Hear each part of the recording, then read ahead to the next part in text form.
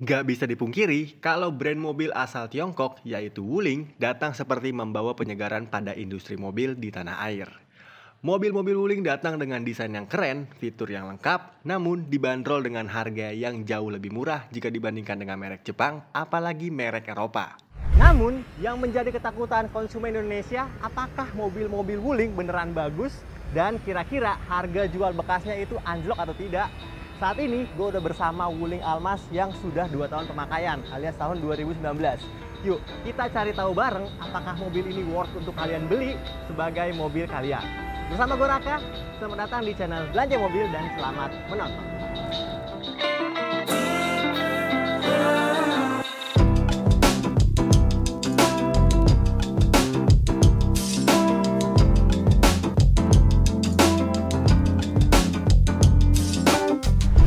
Teman-teman, tapi sebelum ngomongin masalah harga, kita kenalan dulu sama Wuling Almas ini. Mobil ini masuk ke dalam pasar medium SUV yang sebenarnya kompetitornya itu kalau dari Jepang ada Honda CR-V, Nissan X-Trail, bahkan kalau mau disandingkan dengan medium SUV leather frame bisa Pajero Sport, Toyota Fortuner, dan lain halnya. Karena secara dimensi dia juga memberikan dimensi yang cukup besar teman-teman. Jadi bukan lagi kelasnya sebagai mobil kompak SUV. Nah, tapi Wuling memberikan harganya setara dengan mobil-mobil kompak SUV keluaran dari merek Jepang. Nah, tapi sebelumnya kita kenalan dulu sama desainnya. Dimana desainnya pertama kali keluar, mobil ini menganut desain yang lumayan cukup oke lah ya untuk sebuah medium SUV. Karena bisa kalian lihat desainnya itu sangat sporty sekali, lengkap dengan beberapa tarikan tegas dan juga seperti yang udah gue bilang tadi bahwa mobil ini dibekali dengan banyak sekali fitur teman-teman. Di depan ada beberapa sensor parkir dan diberikan juga kamera 360 di bagian depan, di bagian samping spion dan di bagian belakang. Jadi untuk mobil dengan harga barunya pada saat itu 300 jutaan lebih dikit, mobil ini sangatlah oke banget dari sisi fiturnya. Lalu untuk bagian perlampuannya, dia juga sudah lengkap dengan lampu DRL di bagian atas, di bawahnya juga ada proyektor yang sudah LED, dan juga lampu sen sudah berbentuk LED yang memanjang nih teman-teman. Jadi bergantian antara lampu DRL-nya dan lampu LED. Lalu, selain fitur yang banyak, Almas juga diberikan kualitas bodi yang nggak murahan teman-teman. Jadi, gue yakin sekali ini bahan platnya ini lebih tebal daripada mobil-mobil Jepang, ataupun sama mungkin dengan plat punyaan mobil-mobil Eropa. Jadi masalah build quality, mobil ini jempolan banget sih Almas. Gue suka banget. Dan kalau kita ngomongin ke samping, kita lihat bagian wheelbase-nya, dia juga cukup panjang ya teman-teman. Sehingga mobil ini di Indonesia sendiri dikenalkan dalam 2 varian tipe, yaitu 5 seat dan kalau kalian pengen kursi tambahan, Almas tersedia juga dengan versi 7-seaternya. Dan kebetulan mobil yang di samping gue ini adalah versi 5-seaternya. Oke, kita ngomongin bagian samping, namanya mobil SUV teman-teman. Dia memberikan kesan yang garang, kesan yang gagah. Terlihat pada bagian over fender yang warna hitam di bagian depan, menyambung ke samping hingga ke bagian belakang teman-teman. Nah, di samping sini ada spion yang lengkap dengan kamera sampingnya. Lalu, kalau kita ke bagian roda, Almas eksklusif ini diberikan velg yang gue sendiri kurang suka dari desainnya, karena terlalu kecil untuk bodi yang segambot ini. Velgnya berukuran 17 inci yang dibalut ban ukuran 215/60. Dan untuk 2 tahun pemakaian, bannya masih sangatlah tebal teman-teman. Sangatlah bagus, mungkin masih bisa bertahan 4-5 tahun ke depan ya teman-teman.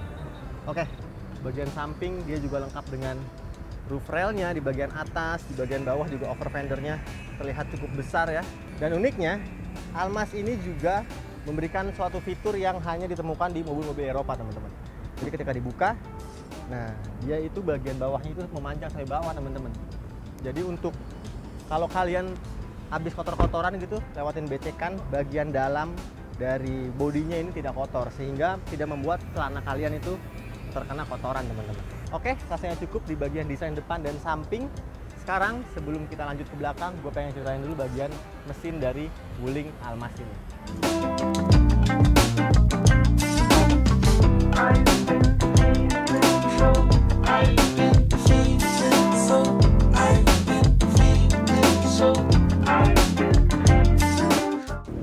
Sekarang kita buka kap mesinnya. Percayalah teman-teman, kap mesin dari Wuling Almas ini berat banget. dan belum dilengkapi dengan pegas ya teman-teman. Jadi kalian harus masih menyantelkan tongkat yang ada di sampingnya. Nah, ngomong-ngomong, seperti yang kalian lihat, desain ruang mesin atau engine bay daripada Wuling Almaz ini juga serasa mobil Eropa teman-teman. Karena dia itu tertutup cover yang cukup rapi, sedangkan mesinnya dibenamkan di bagian bawah ya teman-teman. Jadi ya seperti ini desain dari mesinnya. Dan mesin ini adalah mesin yang berisi 1500 cc 4 silinder yang dilengkapi dengan turbocharger teman-teman. Tapi walaupun 1500 dengan turbo, tenaga dari mobil ini tidak sebesar rivalnya yaitu Honda CR-V Turbo, karena Wuling Almaz ini hanya mencatatkan tenaga di angka 140 daya kuda dan torsi 220 Nm. Yes, dan akselerasi dari mobil ini dari 0 sampai 100 dari riset yang gue baca bisa berlari sekitar 10,5 detik teman-teman. Tapi rasanya untuk menghela mobil yang sebesar ini, mesin dari Wuling Almaz ini masih sangatlah cukup teman-teman. Oke, kayak gini aja. Atasnya juga sudah lengkap dengan peredamnya. Tapi sayangnya belum ada pegas hidrolisnya teman-teman. Kita tutup. Sekarang kita ke belakang sebelum akhirnya gue jelasin bagian interior dari Wuling Almaz. Let's go.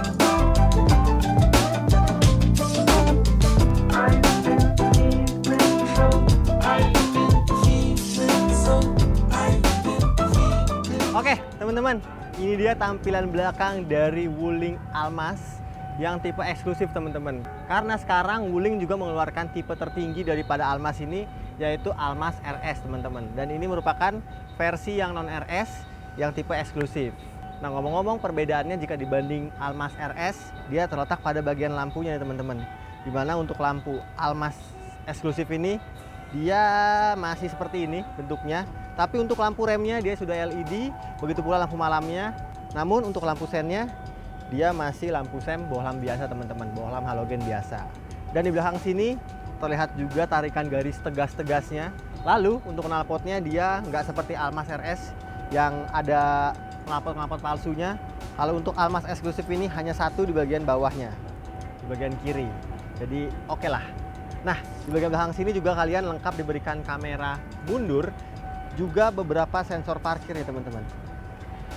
Nah, sekarang gue pengen kasih lihat bagian bagasinya. Kira-kira luas nggak ya?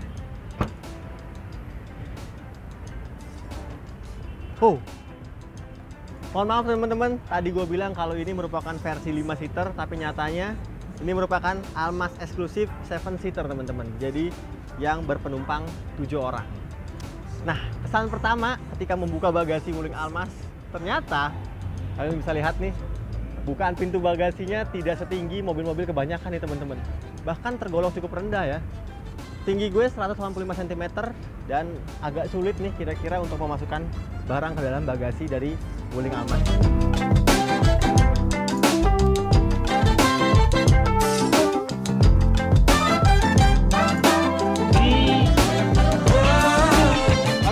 Teman-teman, jadi ini adalah bagian interior paling belakang baris ketiga dari Wuling Almaz 7 seater, dimana untuk baris ketiganya ini rasanya cukup luas ya teman-teman ya, karena ini adalah posisi yang paling maju. Dia masih memberikan beberapa satu jari lah untuk ruang kakinya atau legroomnya. Tapi memang kursi dari baris ketiga ini terlihat sangat rendah teman-teman, karena kalian lihat nih seperti duduk jongkok ya teman-teman. Tapi untuk joknya sendiri rasanya masih sama empuknya jika dibandingkan dengan di depan, dan masih oke sekali nih untuk menampung 2 orang penumpang dewasa sekalipun teman-teman. Dan di belakang sini juga kalian gak bakal kepanasan karena Wuling memberikan satu tombol untuk mengatur blower AC yang terdapat 2 buah di bagian belakang sini.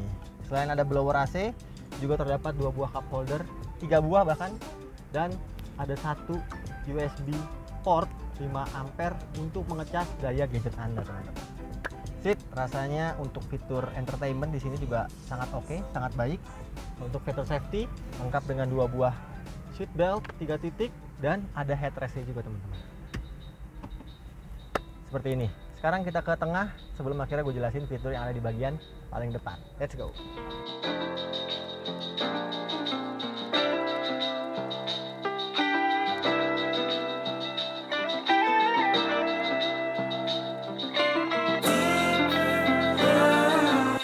Dan ini dia impresi duduk di baris kedua dari Wuling Almaz teman-teman. Dan kursi ini gue letakkan paling maju teman-teman. Oh, masih bisa sedikit lagi. Nah, ini posisi paling maju dimana untuk tinggi gue yang 185 cm. Dia legroomnya mentok sih, tapi masih cukup banget lah. Untuk dibilang nyaman sih masih cukup nyaman teman-teman. Karena kalau pengemudinya tidak setinggi gue, bisa mungkin dimajuin lagi. Dan kalau kalian pengen toleransi ke baris ketiga.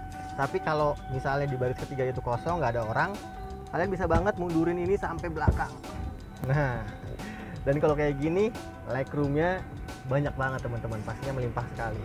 Lalu untuk kursi ini juga kalian bisa atur recliningnya sampai dengan rebah nih teman-teman. Jadi pastinya untuk di baris kedua ini cukup nyaman ya teman-teman. Kursinya sangat fleksibel sekali. Dan kalau kalian pengen lebih nyantai, Wuling juga menyediakan kursi tengahnya dengan 2 buah cup holder serta armrest nih teman-teman. Sekarang kita bahas dulu fitur-fiturnya. Di belakang sini ada apa aja. Dia di belakang sini juga disediakan 2 buah blower AC.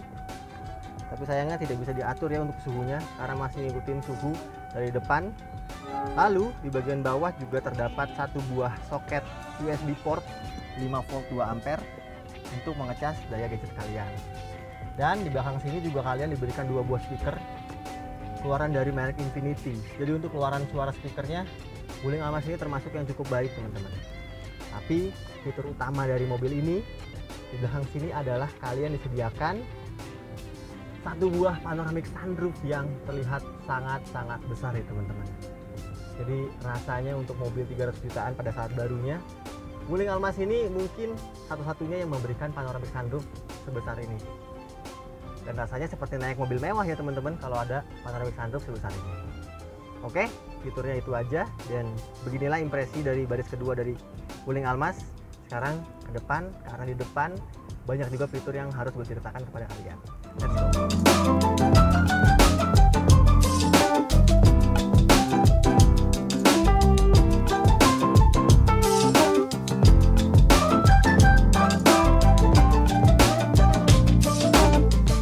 Rasanya ketika tutup pintu cukup berat juga nih pintunya teman-teman.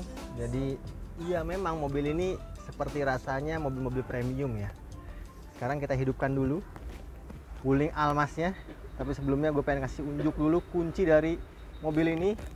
Dimana kuncinya seperti ini teman-teman, bentuknya cukup modern dan terlihat premium lagi-lagi. Kita hidupkan.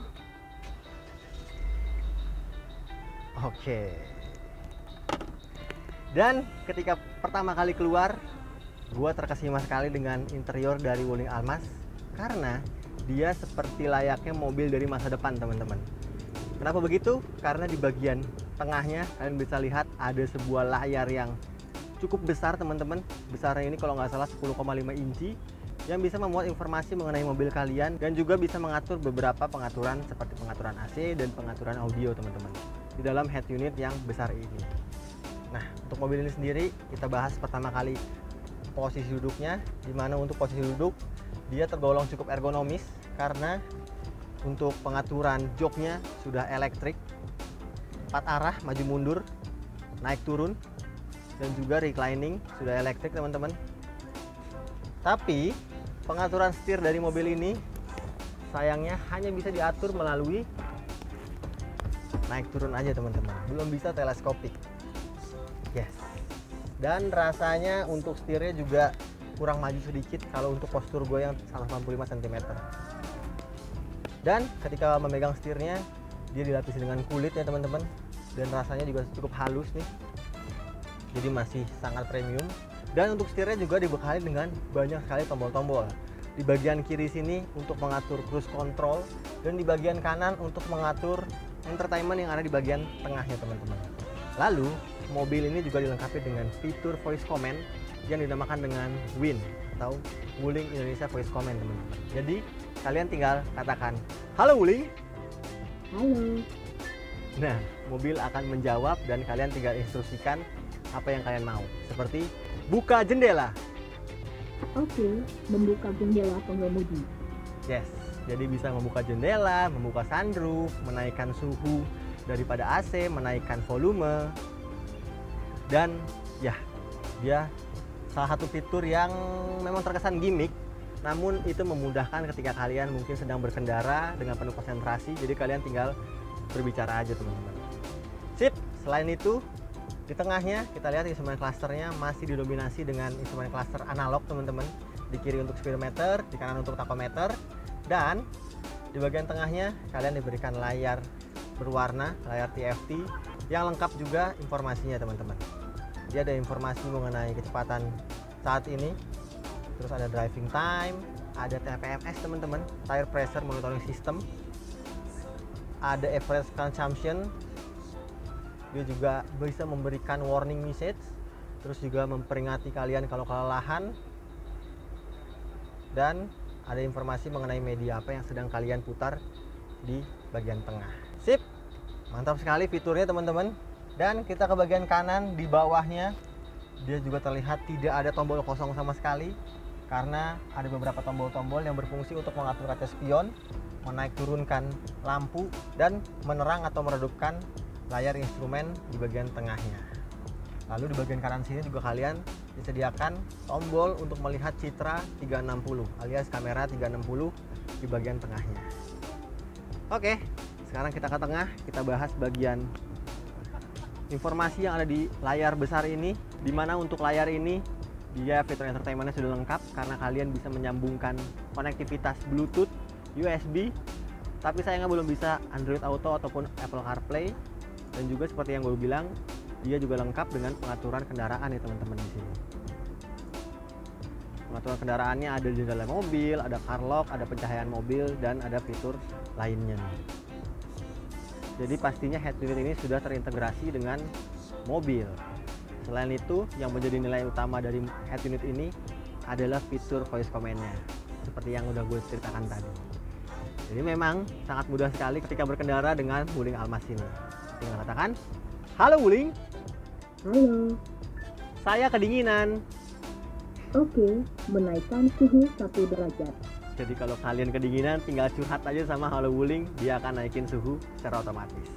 Sip, kita ke bawah, ada shortcut di mana untuk pengaturan AC, home button, mematikan layar besar, dan menaik turunkan volume dari audionya. Kita ke bawah lagi, terdapat beberapa soket USB, satu buah soket AUX, satu buah soket USB lagi untuk memutar fitur entertainmentnya. Di belakang ada persneling yang lengkap dengan mode sportnya. Juga kalau kalian lagi pengen sporty gitu ya, bisa juga diatur melalui Triptonic nih di bagian tengah. Kita ke belakang lagi, ada beberapa tombol-tombol, yaitu untuk tombol parkir dan juga ada auto hold-nya teman-teman. Jadi rasanya fiturnya sangat lengkap sekali. Di sini ada fitur untuk membuka dan mengunci pintu, sensor parkir, dan pengaturan AC di bagian belakang. Nah, ngomong-ngomong, untuk tempat penyimpanannya, Wuling Almas ini juga cukup banyak karena di tengahnya ada 2 buah cup holder, di kanan kirinya juga terdapat 2 buah cup holder, dan ada 1 buah glove box yang sudah soft opening teman-teman. Dan untuk fitur safety-nya, Wuling Almas ini juga dilengkapi dengan 2 buah airbag di bagian depan, jadi bukan 6 ya teman-teman. Di bagian pilarnya nggak ada airbag. Juga terdapat fitur stability control teman-teman, yang kalian bisa nonaktifkan atau aktifkan di bagian kiri sini. Electronic stability control. Nah, ngomong-ngomong, sebelum kita berlanjut keluar, gue pengen kasih tahu dikit material yang digunakan di Wuling Almas ini. Dimana untuk bagian depannya ini soft touch ya, lengkap dengan jahitan-jahitan. Bagian sini soft touch, tapi sayangnya untuk dashboardnya ini masih dilapis dengan material plastik biasa. Oke, rasanya cukup di bagian interior Wuling Almas. Sekarang gue ke depan untuk gue kasih kesimpulan, kira-kira mobil ini worth nggak untuk kalian beli di tahun 2021. Let's go. Dan sampai di akhir video, kesimpulannya untuk kalian yang sedang mencari mobil pertama kalian yang pengen bergaya SUV, Wuling Almas ini merupakan pilihan yang terbaik karena di kelasnya dia merupakan medium SUV yang paling lengkap fiturnya, enak untuk dikendarai, dan juga lumayan hemat BBM nih teman-teman. Tapi seperti yang di awal video, sekarang kita cari tahu dulu harga baru dari Wuling Almas. Di mana Wuling Almas untuk tipe ini eksklusif luxury dengan 5-seater sekarang dibanderol 330 jutaan. Dan Mobil ini kita jual dengan tahun 2019 kilometer 28.000, kita jual di angka 249 juta rupiah. Jadi kurang lebih ada depresiasi harga sekitar 70 juta dari harga barunya. Sebenarnya kalau dihitung dari pasar mobil bekas itu lumayan cukup jatuh ya. Tapi lagi-lagi karena ini adalah mobil dari brand Tiongkok, mungkin harganya bisa lebih bertahan teman-teman. Jadi gimana menurut kalian? Apakah Wuling Almas ini cocok untuk kalian jadikan sebagai kendaraan hari-harian? Coba tulis di kolom komentar di bawah. Oke, kalau udah komen, jangan lupa juga untuk di like, di share, dan di subscribe channel Belanja Mobil. Sampai akhir video, terima kasih banyak untuk kalian semua yang udah nonton video ini sampai habis. Gue Raka pamit, sampai jumpa di video kita selanjutnya. Assalamualaikum.